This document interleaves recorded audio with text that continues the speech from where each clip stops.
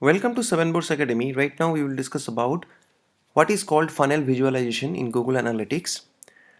As we have earlier discussed for an e-commerce website, so we can select the different steps from where a visitor comes to your website and then how they are converted into the leads.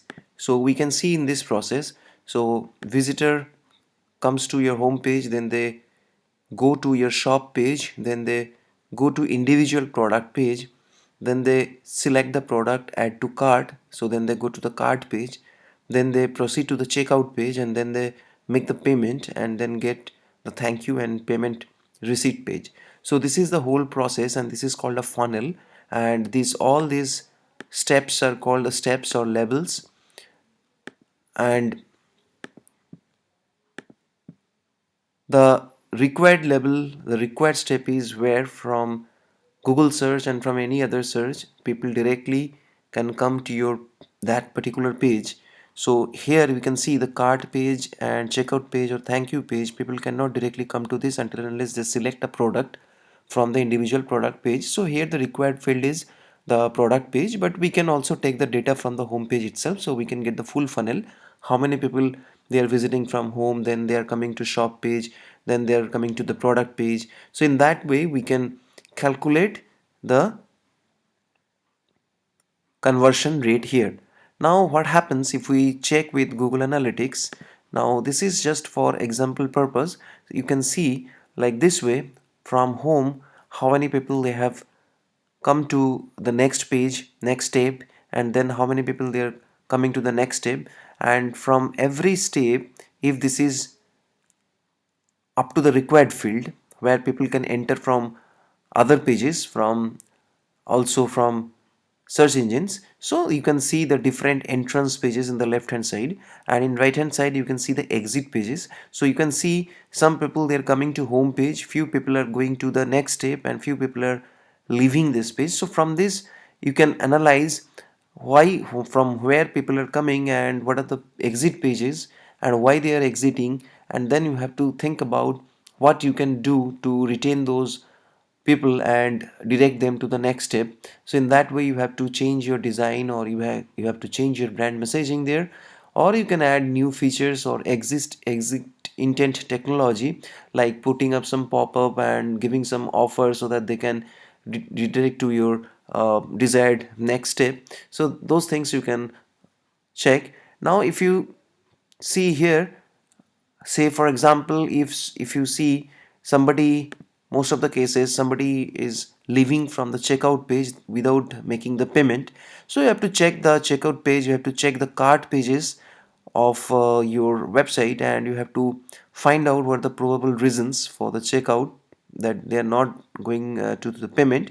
So there are many reasons, possible reasons, like the site is very slow to load, the site is having some problem with the payment gateway integration, so people are not successful, or you can get people are not getting that credibility or trust from your website, that is lacking some kind of credibility.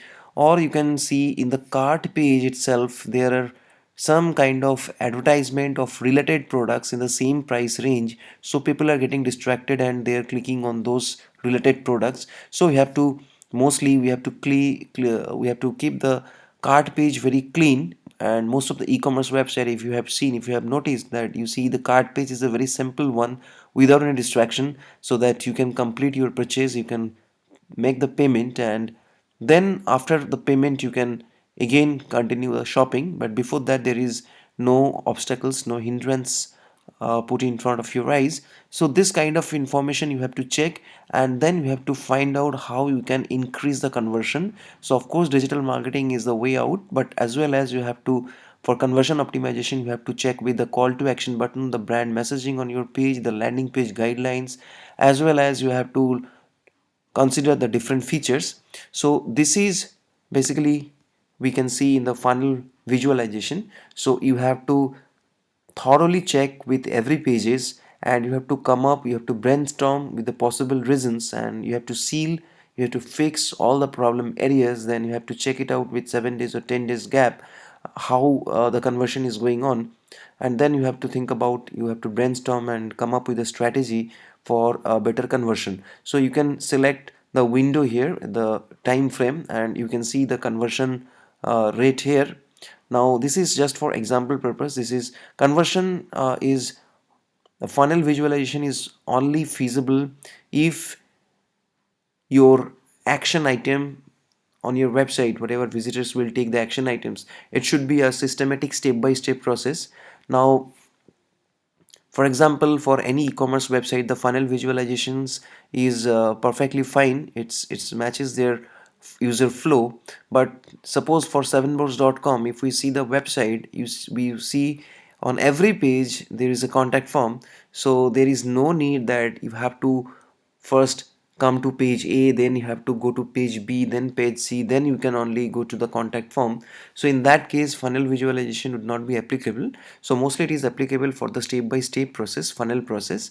And we say in the funnel process, in the goal setup process, you should always keep your exit point a single point, but entry point can be multiple points. Like in any shopping mall, you can see you can enter the mall from various points, but the exit, that is very minimum point, is a single point exit, so that you can capture all the leads in a maximum possible way. So you should always keep your website exit funnel in a pointed towards a single direction, so in that way you can get the maximum leads.